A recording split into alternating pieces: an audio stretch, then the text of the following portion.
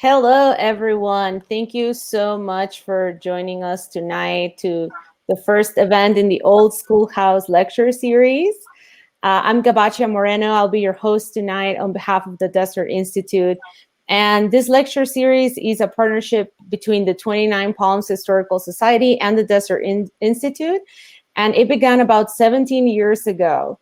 So tonight's program, like I said, is the first of 10 monthly lectures and discussions that will be held on the second Friday of the month. And you can sign up on the Desert Institute website. And I'll put all that information on the chat at the end so that you have it readily accessible. So before we officially begin, we always like to take a moment to respectfully acknowledge the indigenous peoples who have stewarded the land we are on for time immemorial. So for Joshua Tree National Park, where the Desert Institute is housed, we want to acknowledge the Mojave, the Cahuilla, Serrano, and Chemehuevi peoples. For myself, I'm tuning in from Santa Fe, New Mexico, which is a land of the Jicarilla, Apache, and the Pueblo people. And Kim, I pass it on to you.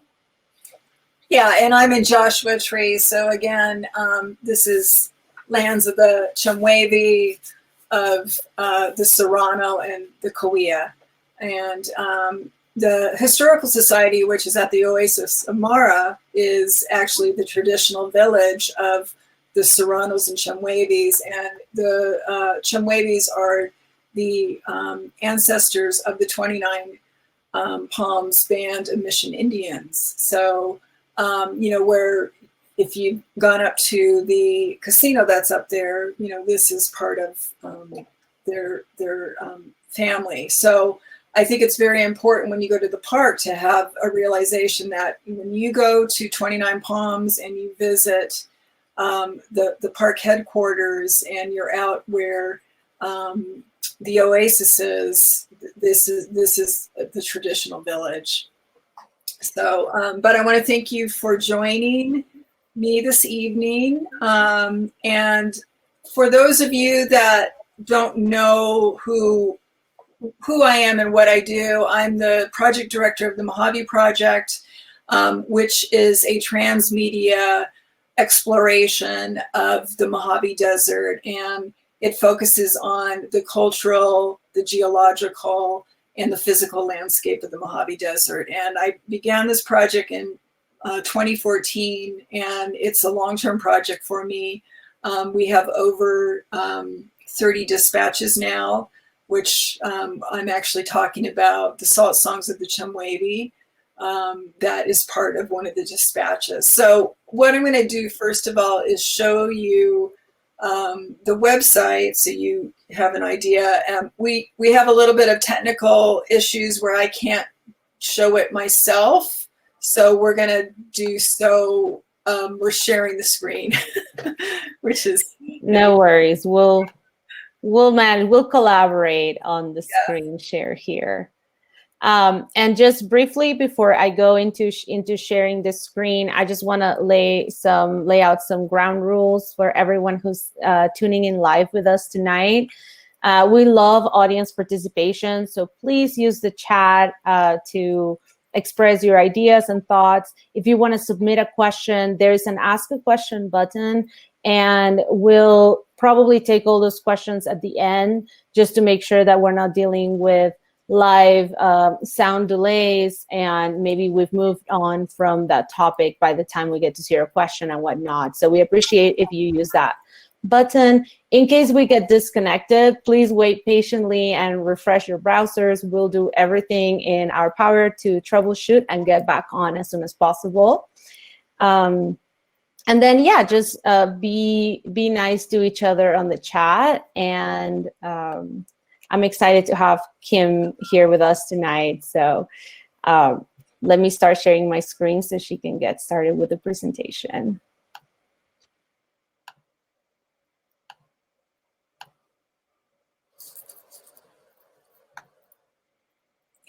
Okay, so this is the home screen for the Mojave Project, and because you can't see the URL, it's actually mojaveproject.org. Can you scroll down just slightly? and get to this about screen about the project. There's a brief overview of the project. So like I said, I've been working on this project for 6 years now, and there's quite a few dispatches that are available on a variety of topics. So if you go into the field dispatches, you'll see at the very top, that's an entire list of the dispatches to date, and they can be filtered by subject, which is helpful. And there's a lot of different multimedia available on these. I'm not the sole author. There's actually contributors. Actually, there's a couple dispatches, 3 dispatches by Julia Cizek that she actually is one of the contributors. And she's speaking, I believe, next week on off-roading in the Mojave Desert. So, there's a lot to take in at the website. So please visit. The latest dispatch is called Jackrabbits, Ghost Grids, and Land Baking Plus. And this is about this kind of bizarre development patterns over the last 60 years in the Mojave Desert, and looking at the phenomena of jackrabbit homesteads, which it was resulted from the Small Tract Act. Looking, and those cabin structures are in and around the Morongo Basin, around Joshua Tree, because that was the kind of center of this activity. This film you're seeing is actually of the Ghost Grid of California City, which is in the northwestern sector of the Mojave Desert. And there's been all kinds of development kind of schemes happening there for at least 60 years. And it's a very fascinating story. If you're interested in this, I highly suggest you listen to the California City podcast. There's a lot of information there. So we can go back to the homepage. And so you can click on the Salt Songs dispatch, which is the second one. So it's just below, that one. So I just want to stress that I am not Native American, I'm not Chemehuevi, and I am simply a spokesperson for, I'm not even a spokesperson. I'm sharing information that I gathered through my friend Matt Levias, who is a Chemehuevi elder and salt song singer. And this particular dispatch, I worked with him very directly to tell this particular story. So I just want to say, as a non-Native person, I'm not an expert, and this isn't my story to necessarily tell. I would prefer if Matt was telling the story to you directly. But in lieu of that, I'm going to go over the research and interviews that I did with him and show you some media that's specific to the salt songs and also to Matt's personal history. So first thing I want to do, if we can scroll down a bit to the images, there's a block of images. And so this is actually, let's go back to that map there. Sorry about that. If we can go, right here. So the area that I'm discussing is actually Chemehuevi Valley. So you can see this is Lake Havasu, which is on the border of California and Arizona. I'm sure some people have actually traveled there and recreated and visited the London Bridge. On the left side, on the California side of the river, is Chemehuevi Valley. And you can see it says up in the Google map, this is the Chemehuevi Indian Reservation. So these are the one of the traditional lands of Chemehuevi people. But I want to stress that The Chemehuevi are part of a larger group referred to as the Southern Paiute, the Nuwuvi people. So they are one part or one, let's say, band or group, part of a much larger group of Southern Paiute. And these Southern Paiute are spread across the American Southwest. So you have groups of Southern Paiute as far as, I was just reading the chat thing. You have Southern Paiute as far as Tehachapi, okay, throughout Mojave Desert and around Victorville area, of course, in the 29 Palms Morongo Basin area, down in the Coachella Valley area, even further along Salton Sea, up into Pahrump area, Las Vegas, and further east, Moapa, you have Shivwitz, you have into Utah and the Colorado Plateau. So let's go down a little bit further in the images. And so there's some images here. Okay, so this is Matt Levias. This is a photograph that I did at the Cultural Center. And this is actually a portrait. They have these beautiful murals that, you know, they commissioned that are in throughout the Cultural Center. They're really, really lovely. So the third slide, I think you want to go to the third slide. Next one. Okay, so this slide. So this is the traditional Paiute territories. Go one slide back, please. I feel like I was going to sneeze. One more slide back. Okay, so this is a map of the traditional territory of the Southern Paiute. And in the 19th century, there were up to 35 distinct bands of Southern Paiute. And so you can see that you can see Chemehuevi Valley towards the bottom. So they're the southernmost group. And then Las Vegas Paiute, Pahrump, Moapa, Karanagat. And then you get over into the St. George area, Cedar, and then these other groups. And I'm sorry, I can't pronounce. I'm not even going to try to pronounce the names, but I wanted to show you how vast this group of Southern Paiute are. And Southern Paiute, of course, are related to Northern Paiute, but these are distinctive groups. So you have this large group that is spread across the Colorado Plateau, and these groups share in common various songs, like many groups of the American Southwest, of songs which are sacred songs. Say the Cahuilla people have, you know, bird songs. There were mountain sheep songs. There were all different types of songs that were part of these song cycles. And I'm going to talk specifically about these salt songs and discuss how the Salt Song Trail relates to the salt song cycle.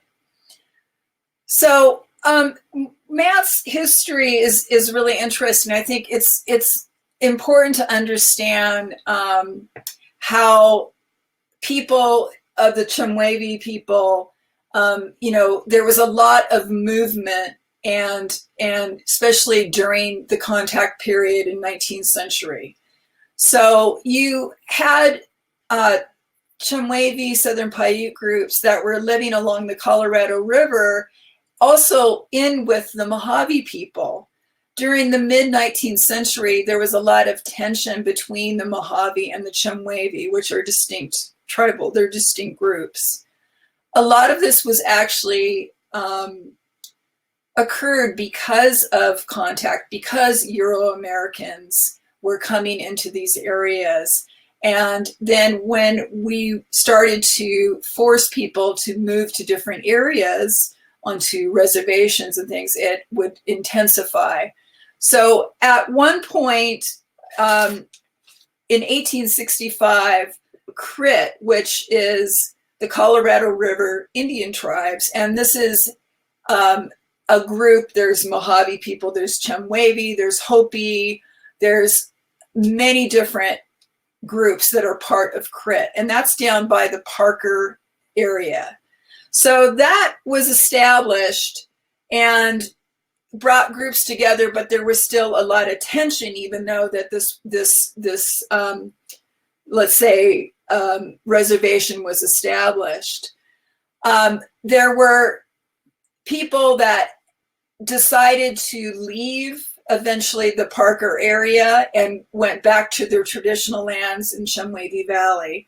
And this is actually Matt Levias's family. His mother was actually born in Chemehuevi Valley, and during the period when there's been several transitions where people had to move from Chemehuevi Valley around Lake Havasu, or what became Lake Havasu, down to Crit and back and forth, there was a lot of displacement, which is, something that happened continuously with Native Americans, with indigenous people of of North America, of pretty much, the Americas. So people were moving back and forth. And in Matt's case, at one point, his mother was a child, and they were actually up in Chemehuevi Valley. So this is after, the turn of the 20th century. And her family, because of the creation of Lake Havasu, of when the dam occurred and the lake started to form in the 1930s, they were displaced once again. 8,000 acres of the Chemehuevi people in Chemehuevi Valley is actually underwater. Okay, so the her family actually moved back down to Parker, and they actually had to move in a traditional way. They didn't have a motor vehicle. They basically, her father with their horses, and they moved through the canyons. And as his mother, Gertrude, was leaving her homeland, she was old enough to realize that, she was very sad about leaving this place. And that memory stayed with her. They actually had what's called it was a big sing, which is a sacred event. It's actually singing, and it's, a mourning for leaving this place. So her family went down to Crit, and then eventually, as she had a family, Matt was born, his sisters, other siblings and people were born. They were raised at Parker, and they had no actual connection to the landscape of Chemehuevi Valley until 1970, when the Chemehuevi people were recognized and they were able to move back into Chemehuevi Valley and also repopulate these areas that, mostly non-native, non-indigenous, non-Chemehuevis were occupying along Lake Havasu, because Lake Havasu had formed. And so the reservation was established. They became recognized as a tribal entity again. Their status was reinstated in 1970, and essentially they had to really start over. And there was a lot of disarray. There was the properties, even though there's a casino on that side, they had to really work very hard to bring it up to the standard that it is now. And that included actually having to, there were people that had these leases because it was beautiful lakefront property. And actually there was a lot of federal officials like Bureau of Land Management, kind of Forest Service type folks. This was like this prime area for these people to actually have their vacation homes in Lake Havasu on the opposite side of the lake. Well, that was Chemehuevi land. And, you know, it was important for them to be able to get that back and use that for their own homes and community. So there was some tension when people had to move, but, you know, if you consider the fact that the people that had been transient living there for that period of time, you know, say if it was 20 years or so, it was never permanent. They were always leasing lands that had been in trust for the Chemehuevi people this entire time. So since, you know, when the dam, all of that, those lands were held in trust. And so that's the reason they were returned back to the Chemehuevi people. So I'm going to backtrack a little bit and explain that during this time where there was a lot of tension between the Mojave and the Chemehuevi and southern, you know, groups of southern Paiute, there were a certain band that decided to get away from the violence. They came to one of the villages over in the Morongo Basin, which is the Oasis Amara. Now, the Oasis Amara has been a traditional village for time immemorial. You know, there's been Serrano people, and there's Serrano that are actually of the mountain areas in and around San Bernardino, Cajon Pass, Big Bear area, of course, into the valley leading into the Coachella Valley. And Cahuilla people also, because, you know, people went to different areas seasonally for hunting, for food gathering. They moved around. They're not static. Southern Paiute are very industrious, very,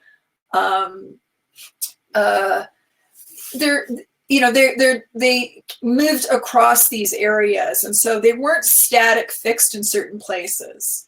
And so this was a place that they knew about, of course, but the most recent, so they came and joined with the Serrano, and there were a couple family groups living there at the turn of the, you know, before the turn of the century and at the turn of the century. And that Chemehuevi group is the 29 Palms of Mission Indians. So they decided to stay. And when they actually left 29 Palms, the Oasis of Mara, was during the turn of the century, after the turn of the century, with the Willy boy incident. And there's a dispatch that Julius Isaacs, who's speaking next week, actually authored about Willy boy from the perspective of the Chemehuevi and the Serrano. And I think you'll find that really interesting if you want to learn more about that particular story from a Native perspective.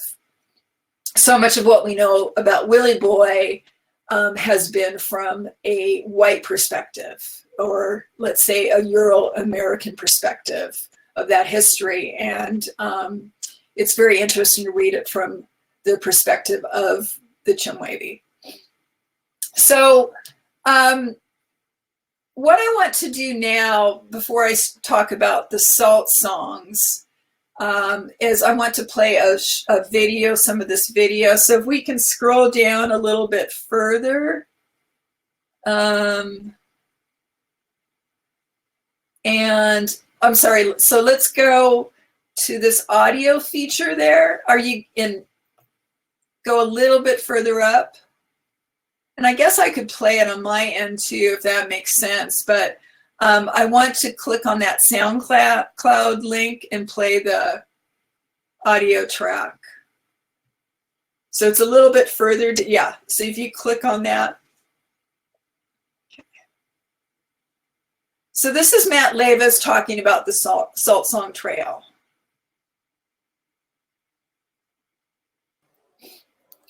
Can you hear it, Kim? No, maybe I should play it on my side. Would that be better? If everyone can hear me? Yeah, that may be a better option for this. Okay, so let me do that. Cool. It's just going to take me a second to log into there. Sorry for the...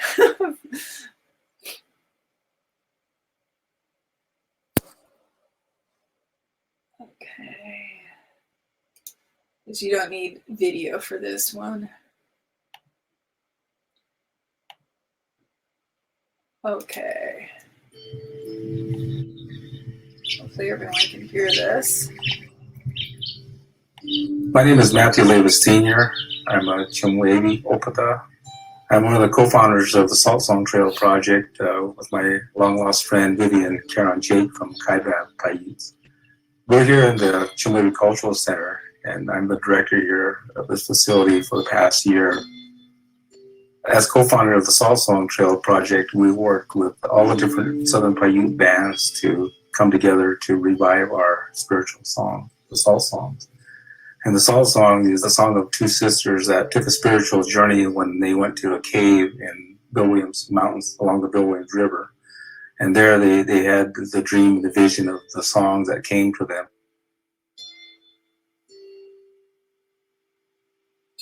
They traveled the trail of the Salt Song Trail, which is roughly a 1,000-mile journey from the rock cave up in Bill Williams River, along Colorado River, up and crosses Colorado River at Grand Canyon, following through the Wallapai, after leaving Wallapai Valley, and goes up into the Kaibab Plateau and covers all of southern Utah. And I believe it went all the way to Colorado, too. At any rate, we work with all the Southern Paiute bands throughout this area of Arizona, California, Utah, Nevada to bring together different culture bearers who had knowledge about the Salt Songs and the Salt Song Trail. And we met, and we also developed a map that depicted which route the Salt Song Trail took. It can be from one mesa to another mesa, full of huge shed, and with many, many other peripheral trails running off that. You may identify a main route, but all these other trails have significance too because they sing about them in the songs. So the song is roughly a 1,000-mile journey, and when it comes down into the Mojave Desert after leaving Mount Charleston areas, it goes all the way out to Barstow, around the San Bernardino Mountains, Mojave River area, and down through Morongo area, and on down through Coachella, and around the Salton Sea, and back east to the Colorado River, and follows the trail going north, or intersects with the Quezon Stream Trail that goes this way. And it goes north, and although it shows on our Salt Song Trail map that the song crosses the river way down south of Arizona, California, it actually crosses further north. The reason why I can say that is because it's explained in one of the Salt Songs that when the sisters were going to cross the river, they crossed at the Riverside Mountains. And that Riverside Mountain is the western boundary of the Colorado River Indian Reservation. We sing about that mountain to honor that mountain twice. There's a vantage point that they can see that mountain from there all the way over into California. The name of the mountain is called Wiwara, and they sing that song about seeing that mountain and honor it. So they sing it in the evening time as one of the first series of songs, and it's sung at a fast pace.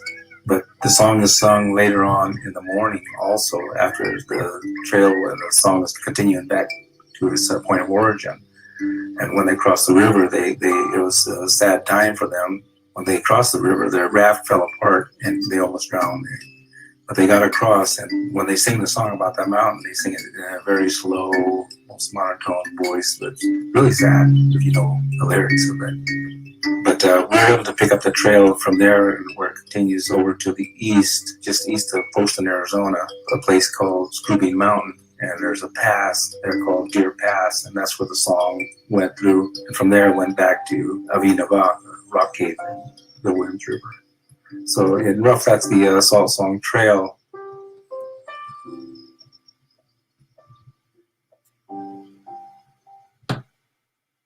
Well, when I first started learning more about the Salt Songs, I thought it was just the ceremony to sing the songs and help the deceased into the spirit world. I didn't know at that time that it was also a healing ceremony for the living, the surviving family members. And it all started adding up and making sense to me the more I started researching this. When a person would pass and the loved ones are grieving, they would call a ceremony to have what we call in our language yaga. That's called a cry in our language. And it literally means that you go there to cry. That's the whole purpose, to show your respects, but to cry. And then so whenever people are going, yaga, where's the cry? And people would know what they're talking about, and they'd all go. And these things were planned out in a way back in the day where they would use the knotted string for carrying messages. It's called the pizza, knotted string. And in that knotted string, it carried different messages. So this medicine person or culture bearer could give it to a runner and give orders, instruct this person to take this person to another band, and they'll go on and on and on. They had a way of deciphering these knots and determine what month or what time of the year, what week or whatever, and they'd have ceremony. Then they would have a what they call a big time every year for everybody, and everybody come and they go to mourn. But nowadays you have a ceremony, you have a yaga or funeral. People go and sing and talk about the person. But one thing that's missing out of this whole ceremony is one of the most important things. It's called the spirit cry or spirit talk. During the night of ceremony, a orator would customarily get up and stand and talk before the people about the individual who had passed, talking about families, relationships, what this person did and how this person was. And it was every way they did it. Weird language that it's hard to mimic, but you would have to be well versed in it. But that's what's missing in the ceremony today. And when Vivi and Jake passed, I told the group that I was going to do it, and I did it to the best of my ability. And actually, that's the first and last time I ever did it. The reason why we started the Salt Song Trail project was because, for one, I was beginning to learn the salt songs in earnest, and I was invited by Vivi and Jake to come to Kaibab to learn more songs and bring them back, because the songs originated here in this area in Chemehuevi Valley. And it was prophesied by my grandfather, Henry Hanks, who was the last recognized chief of our people. He told us this to my brother, David Ace Romero, who passed last year. Ace told me that he used to go with our grandfather and drive. Our grandfather had a prophecy that for those people who want to know the songs, the salt songs, that the songs would be leaving the lower Colorado River area. And the songs were retained. In our language, we call that Kaibavante, and Kaib means mountains in our language. So Kaibab, in our language, Kaibab is a white man name for it. In our name, Kaib. So at Kaibab, they retained a lot of the songs and culture that originated from down here. And the songs travel. And my grandfather was instrumental in part of that. So he said if people want to know the songs, they would have to go to Kaibab to retrieve the songs and bring them back. And in essence, that's what we did when we started having salt song practices here on the reservation. I think we had our first one in '93, and we had another one here in '96, but it brought together many culture bearers and the singers who are interested in protecting and preserving the songs and continuing on with our culture.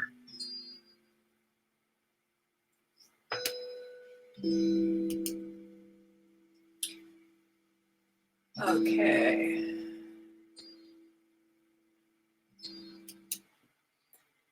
So what Matt was just discussing is what I found very interesting when I was learning about the salt songs. So a lot of the songs have been somewhat pieced together from different groups or bands, and the Kaibab Paiute, which are over in the San Juan, the Colorado Plateau, it's much further east. There is an elder, Vivian Jake, who she had been working to revive the salt songs independently of Matt, and she had done a lot of research. They actually found recordings, and these are sacred songs, so they're never supposed to be recorded or shared outside of these rituals. And it was a kind of from what I understand, a blessing in disguise, because that some anthropologist or whoever researcher had actually recorded them, and they were, I believe it was the university, it was either Utah or University of Nevada, where they actually found these recordings.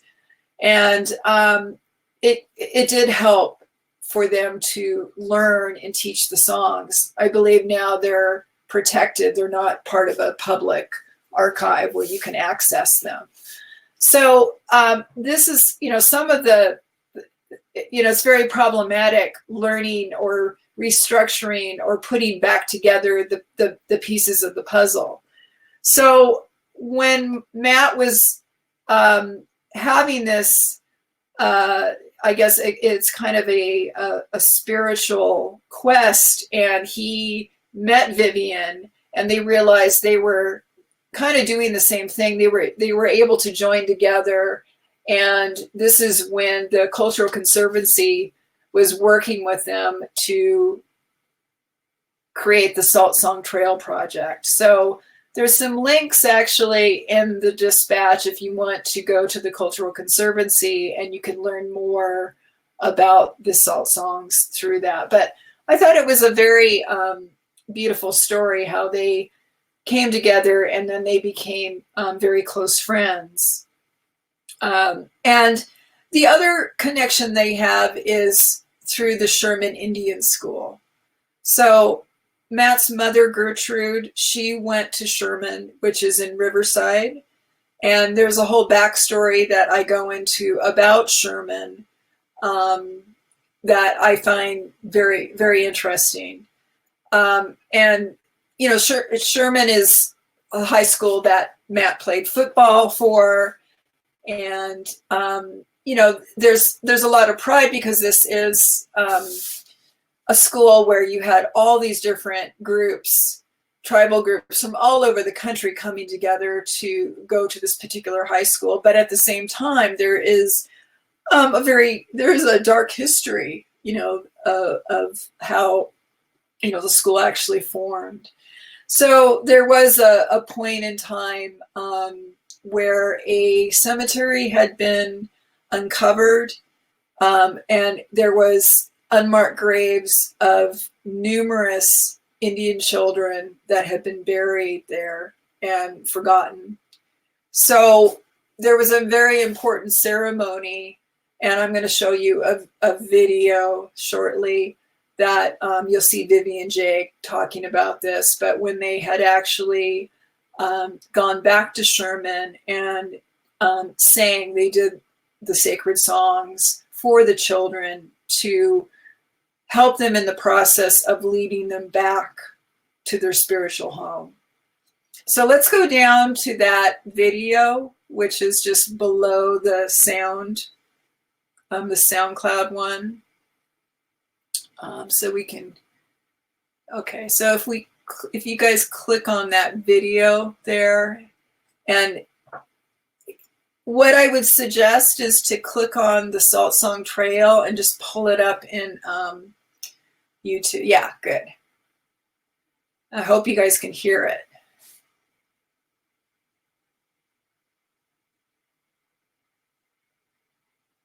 Hiwayami uruk tawo huvichkan tuwawai uruk tasundi from Wapapitin. Hyper Tau Icho Asi Huviav kanam Diva Sherman Indian School of Wapapitin.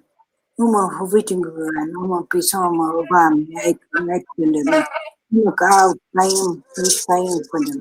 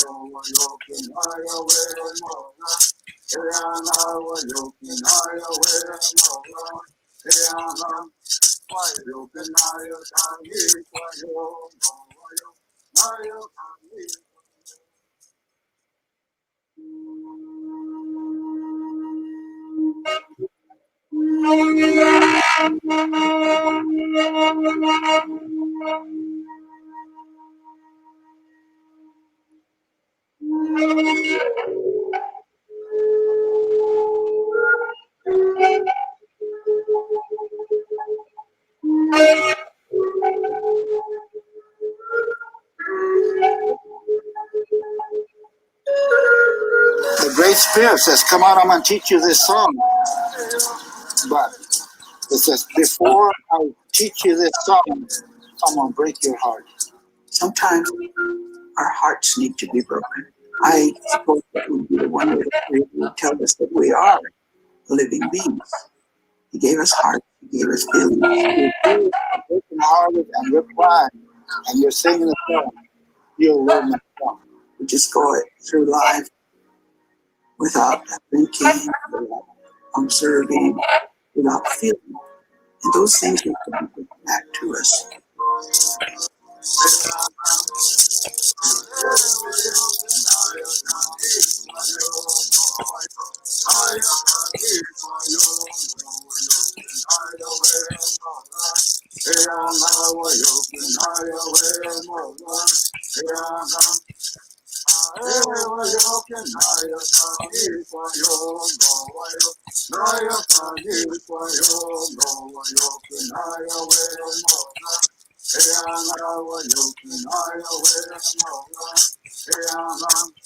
So I think we can go ahead. We'll stop it because it's not it's breaking up a little bit, and I'll leave it at that. I also wanted to play this so you could hear Vivian speaking, but also you could hear some of the songs. Again, I don't have any recordings. I'm not authorized to have any recordings because these are things, as is a lot of the history is an oral history.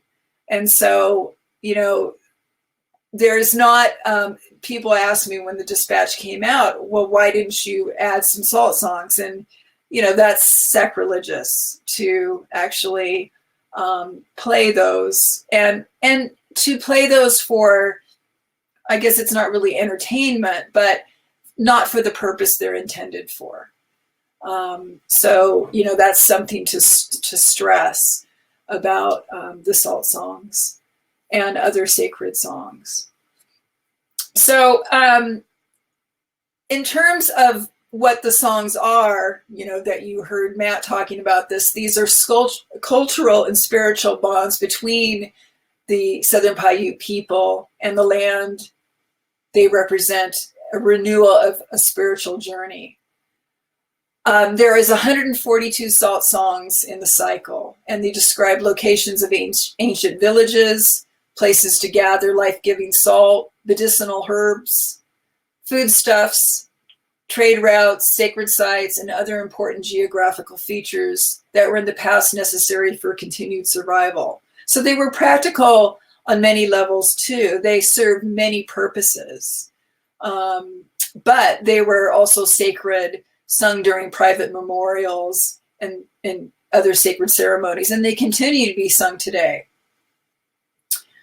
So the salt songs encourage community healing by connecting contemporary Southern Paiute to their ancestors and the landscapes they once inhabited. What is more important is the songs are a pua path, which is a spiritual trail that provides a conduit between the past and the present for both the living and the dead. Singers, dancers, and attendees work in concert to assist the deceased in their transition to the next world. The songs of our singers will be like a trail leading us to you. Likewise, the songs allow the living to embark on a spiritual journey while participating in song, dance, and shared ritual. The origin of the salt songs is obscure.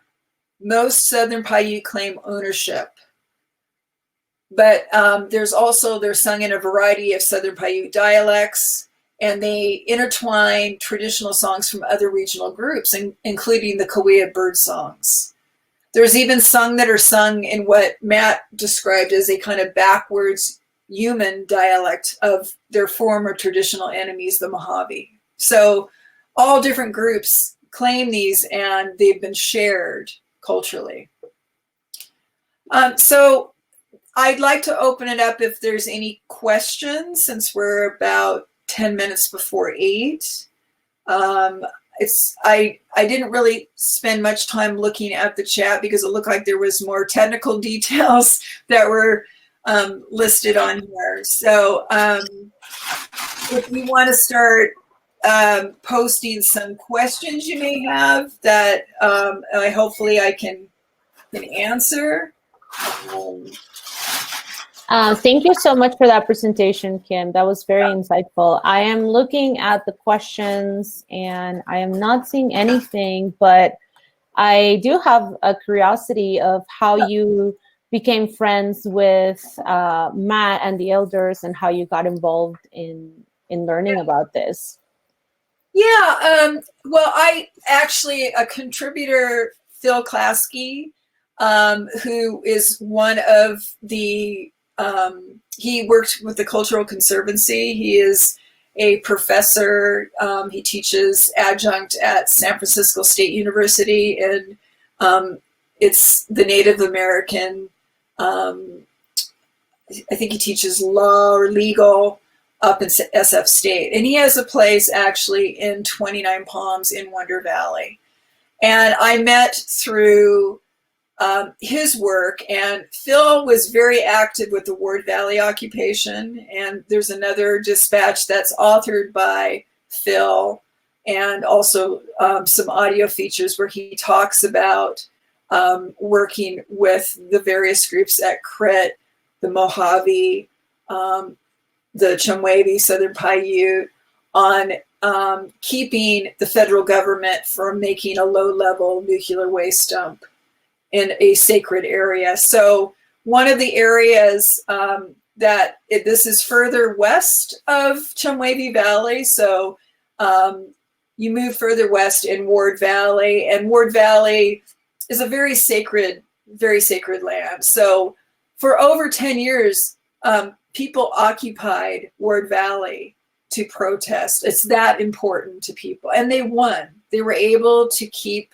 the siting of this low-level nuclear waste dump from being placed there. And if you go just further west, you're going to hit the Old Woman Mountains. And this is actually a land holding now that the Native American Land Trust, Conservancy, they actually administer this area, and there's some photographs of some of the petroglyphs in the area that is part of Old Woman Mountains. This is actually accessible for people. It's protected. People have to be very respectful when they go to these places. But there's interpretive areas and things like that. It's not easy to get to, and that's probably good that it keeps it. And then there's also areas that were part of Westwell, and Matt talks about some of that too. So long story short, I met Matt through Phil, and Matt and he's become a very close friend of mine. I really enjoy his company, and he was so gracious.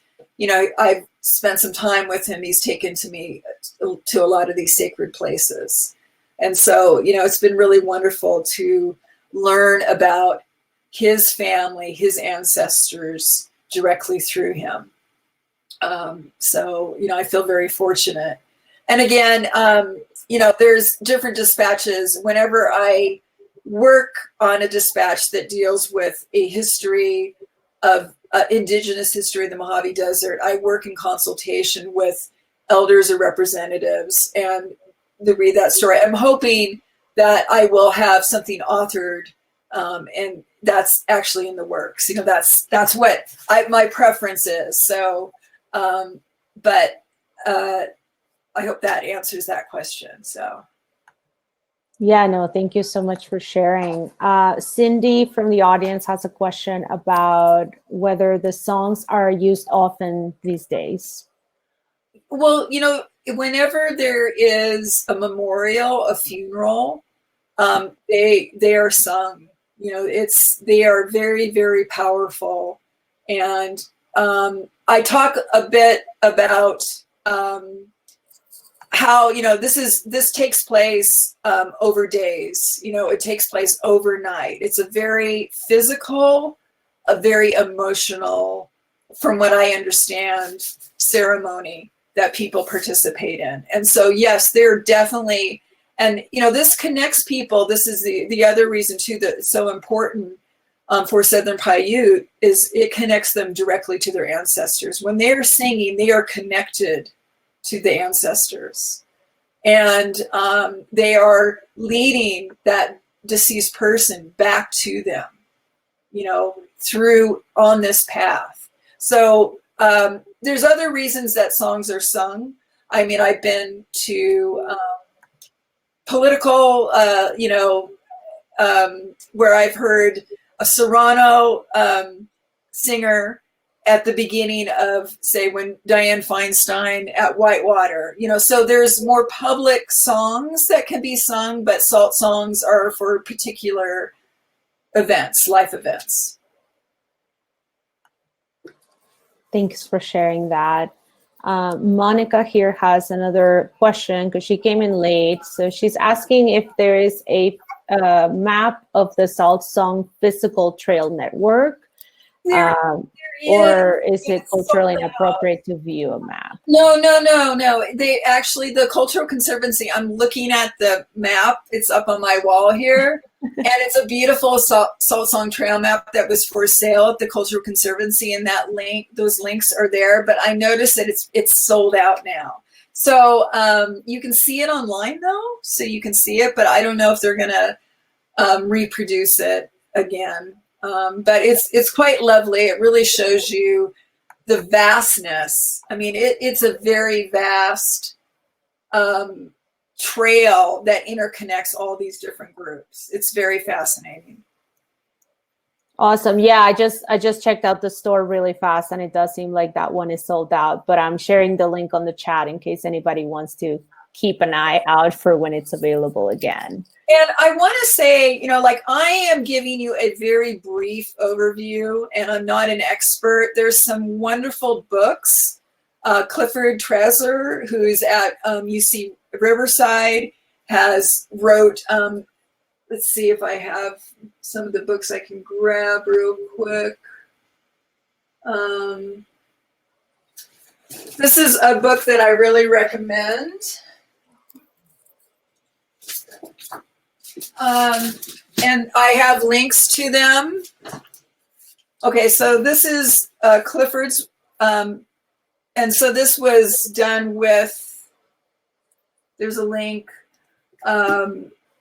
with the 29 Palm. Everyone was interviewed for that one, so that is a direct.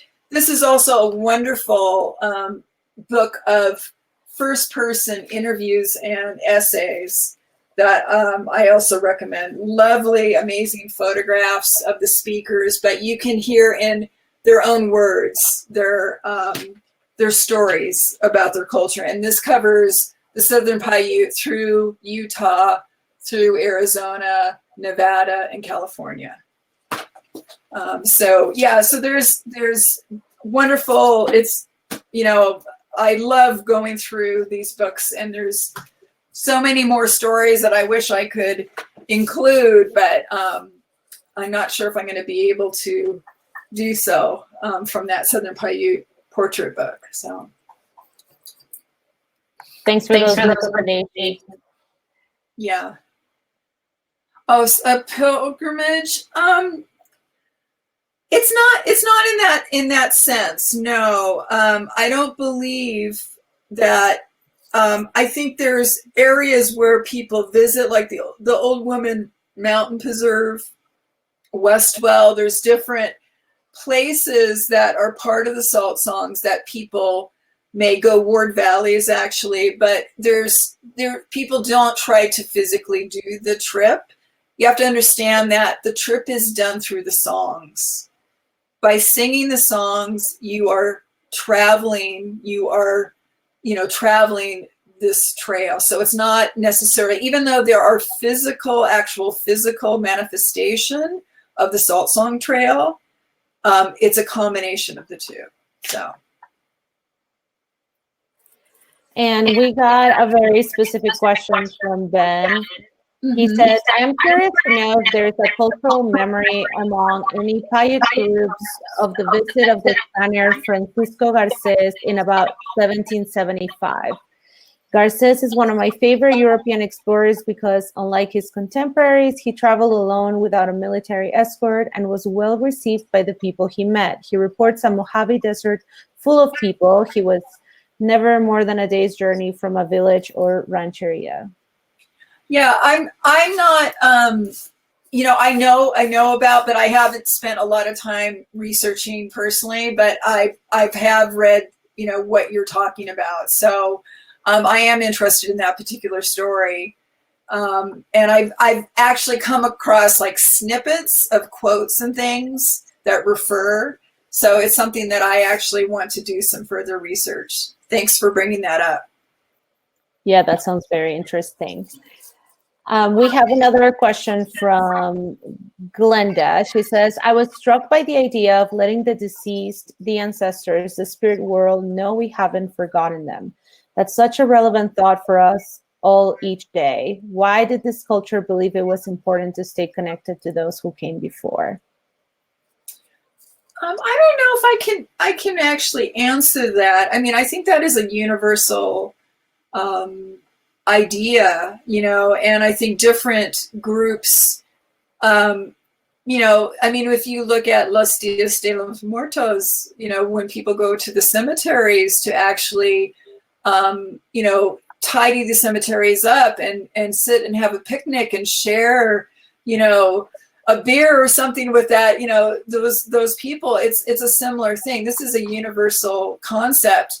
The Chinese, the Japanese, I mean, everyone has some version of this. So, I think it is important to have that connection to the past. And so I think that's what this is definitely about.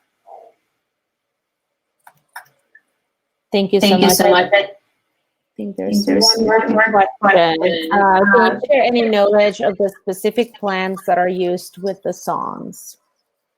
Of the plants? Yeah, I think you mentioned that some songs talk about medicine and plants. Yeah, I think that the songs actually were areas where you could harvest. So say salt, salt preserves food. There's all different medicinal purposes. So the salt songs also had places where those things could be harvested. But I don't know any specifics. If you are from this area and I think it's Highway 74 that goes up to Anza? It's through Palm Desert. There's a wonderful, I think it's just before you get to Anza. I believe, I think it's a Kauai interpretive walking path, and they show you all of the different food and medicinal plants that are available in the Colorado Desert. Because actually down below is a different, where I'm in the Mojave, and the low desert is actually part of the Colorado Desert. And so that is something that I suggest that you look up and go up to, because it will explain a lot of, and there's actually a lot of books and research that talk about this. The series that KCET does called Tending the Wild, which I recommend, they're actually going to air a salt song. Well, I don't know if it's specifically on the salt songs, but Matt Levias was interviewed. And so perhaps they'll talk a little bit about that in that episode when it airs. I'm not sure when it's going to air, but I know it's been completed. So I'm looking forward to seeing that too. So, but yeah, all at the bottom of the dispatch. Yeah, thank you so much, everyone. I'm glad you're interested, and I know it's kind of a bizarre way to do a presentation, but we got through it. So I think we got through it. I think we got a lot of beautiful information. Thank you so much, Kim, for your work and for being a spokesperson on behalf of your friends. So I think everybody appreciates it. I think that was our last question. Is there anything else that you would like to close with? No, but just thank you for joining me. And I guess one thing that was on my mind, because it's September 11th, is think about those people on that day, and think about them in this particular context. I think it's very important for us to do so. So. Yeah, thank you for that. I've been thinking about that a lot today too, in terms of, an event such as 9/11 marking the people who were there, or the people who got affected directly, and the people who got to witness it in different ways. So in terms of what you're talking about, removal and, the generational trauma that our indigenous peoples have undergone, I think it's a good thought to have today and many more days. Yeah. Thank you. So thank you, Monica and Tim. It's nice to meet friends online. Thank you, everyone who attended today. On behalf of the 29 Palms Historical Society and the Desert Institute, I just want to say thank you for your support. I'm adding other ways that you can support our events and our mission on the chat. And everybody who's subscribed will be getting an email with a replay. So if you weren't able to catch the beginning of the presentation, you can rewatch it later. So thank you, everyone, for joining us, and have a great night. Thanks for making everything go smoothly. No worries. I'm glad we figured it out. Yeah. Okay. All right. Ciao. Bye.